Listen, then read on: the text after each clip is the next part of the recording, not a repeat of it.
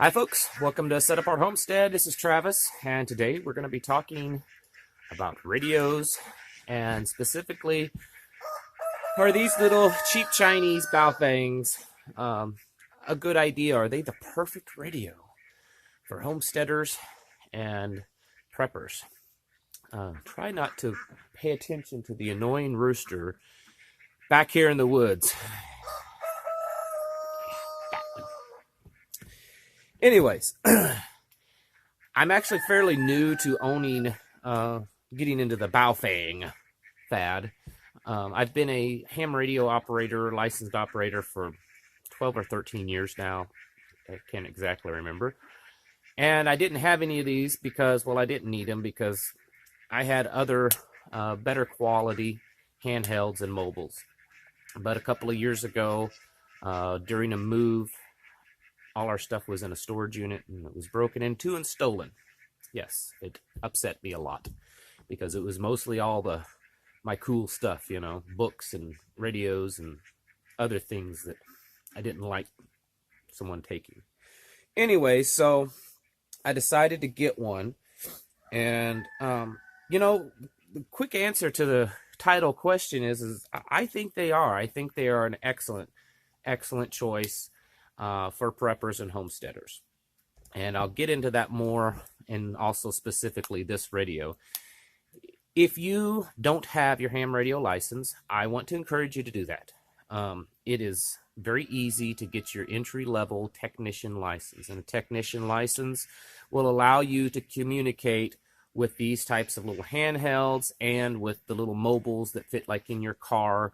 You're not going to be able to communicate on high frequency, which is shortwave bands, where you can communicate with someone across the country or on the other side of the planet. You won't be able to do that with a technician, but it gets you in the door where you can, communicate on UHF, VHF, a few other things. And it's really easy to do. Even if you up to like a general level license, they're not that difficult. So I would encourage you to do that. Now, I know I've heard people, especially like preppers and stuff, you have to give the government your information, and it's a federal license, so now they've got your name and your location and all that kind of stuff, and you're licensed. Well, if you have a driver's license, social security card, if you ever pay taxes, they already know all that stuff. So I don't think that that's something to really worry about. Trust me, if they want to find out where you're at, they do that already. But it's really good to have, mostly just for learning, getting familiar with how it works, and then also communicating locally with, maybe your little community, tribe, mag, or whatever. So I would strongly suggest you looking into it and getting your license. It's very cheap and it's very easy to do so. Of course, now I've said this in another video. In a real emergency, you can broadcast for emergency purposes only on ham channels without a license. But it doesn't mean you can just communicate all the time. It's just for any, an emergency in the moment. You can do that.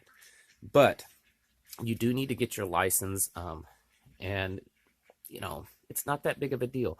Me personally, I got my license for that reason, so I could communicate locally, kind of in a preparedness mindset. I never have done a whole lot of like the really long distance communicating.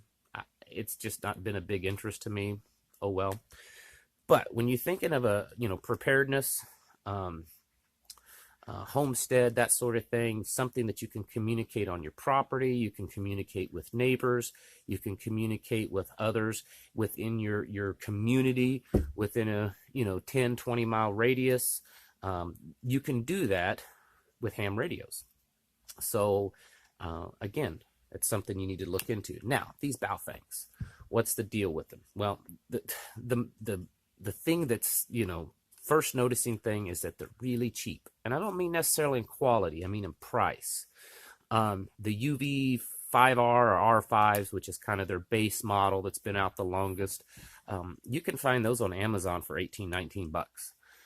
This is a UV82, which will do everything that the UV R5, 5R, I think it's 5R, will do. It's just got a few little extra features on it. They're a 5-watt radio. They do make a high-powered one that does 8 watts, and I think they may even make a 10-watt one, but they have several different options, models out there. This one I got on Amazon for 22, 23 bucks.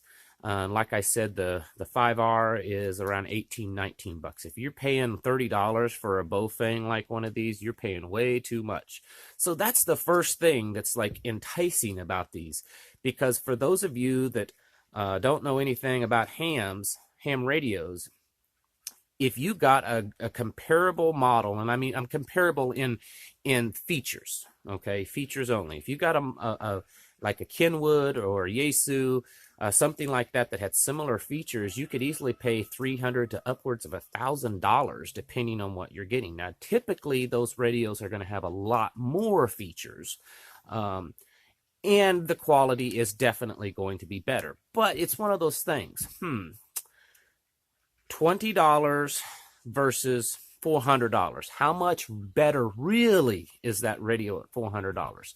Well, if you're really into ham and you're communicating a lot and you're doing like the clubs, ham radio clubs, things like that, then yeah, you're very into the tech stuff of, customizing your radio and stuff, then I guess that would be fine. But for prepping and homesteading use, this radio is going to be great. And I have read that they're actually, very, good radios when it comes to, what's the word? It slipped my mind. They're hard to tear up, is what I'm saying. That they're pretty, tough little radios. But if you drop one, or it breaks, or drop it in a creek or something, it's $20. Versus if you drop a Kenwood or a Yaesu in the creek, then it just goes $300 or $400. So, there's a big benefit there. Now, they don't sound as good. They're not as clear as those, radios when you're talking on them. When those other radios, when you're talking on them, what you're hearing and the people hearing you, it's almost like a cell phone. This is a little staticky. Okay. But again, $20. The negative to this, in my opinion, is they're a little complicated to program. But most handheld radios have a certain level of complication to this. You can program these manually. They don't come with any real instruction manual, but you can find stuff online, YouTube, that sort of thing. You can do it manually, and I did this one manually when I got it, but there are a lot of features that you just can't access manually, that you buy a little computer cable to plug into it, plug it into your computer, and there's software that you use where you can program it. And let me grab the cable here. Kind of looks like this. One of these USB on this end, and this is the end that plugs into where you would put your headset in, right there.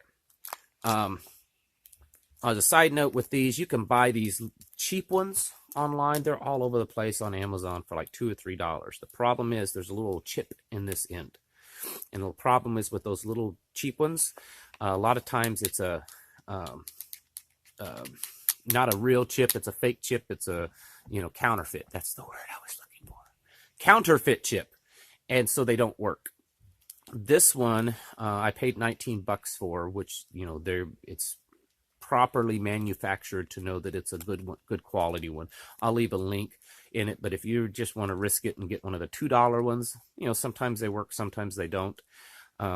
Plug this into your computer. There is a software called Chirp. It's free to download. It's a freeware software, and it's pretty easy. You can go in there and see the inside of your phone or the channels and all the settings and all that kind of stuff. There's a really cool feature with Chirp. There's another website called Repeater Book where you can go on there, put your zip code in, and it'll tell you all the repeaters and frequencies that are used in your area. And all you have to do with Chirp is just import that in, and it automatically puts it on your phone. but that feature is currently not working for Chirp. Just in the last few days, the website Repeater Book did an update, and now it's not working. But I talked to the guy over at Chirp and that runs that software, and they are working that bug out. So hopefully soon you'll be able to do that again. But it makes it really nice so that you can communicate with repeaters in your area. And Repeater is trying to make this simple for the people that don't know anything about hams. It's just a antenna on a tower or a tall building somewhere that your radio, instead of your signal going from this radio to someone else's radio, it's sending it to that antenna, which then rebroadcasts it out, and everyone else can pick it up on their radios. It's programmed to that channel. So it extends your range, which is pretty cool. And that's how most people on UHF and VHF, these handhelds, that's how most people communicate.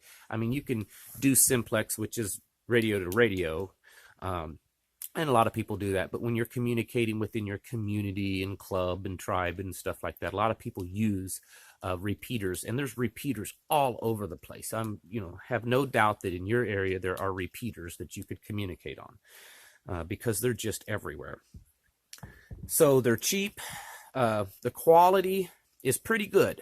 I mean, they're not a $400 or $500 radio, but for the things that you're going to use them for, they're pretty good. They come with this really chintzy, short, rubber ducky antenna, and I've already ordered the real long one, and it's been delayed, so that's why it's not on the radio, but it is on its way. You can get really long, 14-inch ones, and it greatly increases your range. And those aren't expensive at all. Less than $10 sometimes. You can get those long antennas for your radio. But this is a way, if you're putting together a little mag, a little prepper group, a little homesteading group, or it's just your property, great way to communicate. But you need a ham license. Now, here's the difference, the thing with these radios. There is some debate and discussion on the legality of using one of these radios. And the reason is because they're made in China and kind of rules are different there. The frequencies that this will pick up and broadcast on are much greater than your typical FCC approved radio that you would find here in the United States. Meaning that, and that's the thing with ham radio, you're designated, this is a certain band that you can communicate on, 2 meter, 70 centimeter, and that's I get it, it's ham jargon for those of you that don't know, but you get a certain band, certain set of frequencies that you can communicate on, and this radio goes outside those frequencies. It can also be programmed to broadcast and receive on FRS and GMRS radios. A lot of your local police and fire department frequencies can be picked up on with this. Weather radio, you can also pick up FM radio, just your regular car stereo. You can pick up other like marine bands and things like that. So let's say you have a ham radio license and you're broadcasting on those other channels that your license isn't approved of, then you've broken the law. Well, what if you have an FRS radio and you don't need a license for that? The problem with this, even though it can broadcast, is it's too high of a wattage. FRS maxes out at 0.5 watts that you can use without a license. Well, this is 5 watts. So if you don't have a license, you program this for FRS and say, hey, I don't need a license to communicate on those bands. Well, the problem is that you're communicating with too high of a wattage. Now, so far, I have not been able to find any information where the FCC has actually prosecuted and fined someone using one of these. It's possible there is. I just haven't found it yet. So you'd probably be okay using that, using one of these for that. Out here in the sticks, I'll do what I want to do. That's kind of how it goes out here, anyways. But there's a lot of possibilities. So I can set this how I have it set up. Let me turn it on here. Channel mode. And I'm gonna get it scanning. So I don't know if this will come through, but you have 2 channels here. And this one up here, these are all my programmed channels. Oops. These are all my programmed channels that I want it to scan. Turn it off. And then this one down here is a repeater that's closest to me. That's the repeater that I use or would use most likely here at the house to communicate. So that one just stays there. I got it set so that one stays. And then these up here are police, fire channels, and then other repeaters that are in my area. And it scans through those all the time. Little things that you can do. You can actually program it. As you can see, you can program it to show the frequency number, or you can name the channel whatever you want to name it. That kind of stuff can only be done with the software. You can't do that from manual programming. You know, I think they're pretty good. Yeah, I get it. I know, and you know, there may be some ham snobs, and you know who you are. I'm a ham operator too, so I can call you that. There may be some ham snobs on here that think these are awful, and that's fine. One thing that they have done is that they've created competition for companies like Kenwood and ICOM and Yaesu, and so their prices for their handhelds are coming down. They're not what they used to be, so that's a good thing. But, you know, entry level, you could buy this and kind of get used to using a ham radio, and then later on maybe get the nice expensive ones if you wanted to. I think for most anything that a prepper, mag group, homesteader, that sort of thing would use one for, I think these will function just fine for those purposes. You know, another thing is that they're known for, even though it may say 5 watts, they don't quite push 5 watts. You may get 3.5, 4.5 watts. Whereas your more expensive radios, if it says 5 watts, you're usually getting full 5 watts out of it. But again, $20, $20. It's kind of hard to argue with that. I just think you guys should consider it. Get these. There's rumors out there that the FCC is going to start possibly banning the importation of these. So I don't know.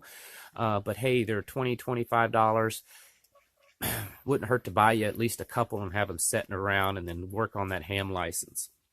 You can, like I said, you can also program these like a scanner, you know, police scanner to scan. That programming cable is excellent. It makes it so much easier. Unless you're like super tech, you know, ham expert, you probably are going to have some problems programming it manually. There's multiple steps to do that for each channel. But that programming cable just makes it a breeze. It's nice. Plus, there's other features you get to use with the programming cable. All right. That's my little, not really a review, but my opinion on using these Baofengs. So far, I've enjoyed playing with this one, and it's done pretty good, you know, for a $20 radio. You know, I think for that, you know, keeping that in mind, how little I paid for it, I think it does pretty well. All right. Thank you all for watching, and I will catch you in the next video.